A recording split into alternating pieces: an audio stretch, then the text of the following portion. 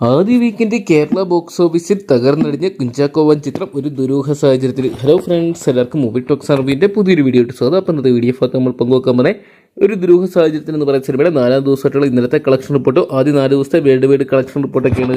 Video ആദ്യമായിട്ട് കാണുന്ന സുഹൃത്തുക്കളാണെങ്കിൽ ഏറ്റവും ലേറ്റസ്റ്റ് സിനിമാ വിശേഷങ്ങൾ അറിയാൻ വേണ്ടി ഇപ്പോൾ തന്നെ ചാനൽ സബ്സ്ക്രൈബ് ചെയ്ത് നോക്കുക.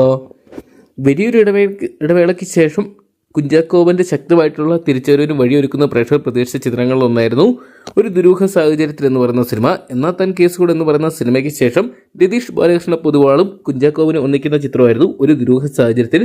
മികച്ച അഭിപ്രായങ്ങൾ സ്വന്തമാക്കിയ ചിത്രം അത്യാവശ്യം നല്ല ബുക്കിംഗ് ഒക്കെ സ്വന്തമാക്കുന്നുണ്ടെങ്കിലും കേരള ബോക്സ് ഓഫീസിലെ നിലവിലത്തെ കളക്ഷൻ റിപ്പോർട്ടുകൾ പരിശോധിക്കുമ്പോൾ ചിത്രത്തിന് 4ാം ദിവസമായിട്ടുള്ള ഇന്നലെ കേരള ബോക്സ് ഓഫീസിന് ഏകദേശം 27 ലക്ഷം രൂപയോളം മാത്രമാണ് സ്വന്തമാക്കാൻ സാധിച്ചിരിക്കുന്നത്.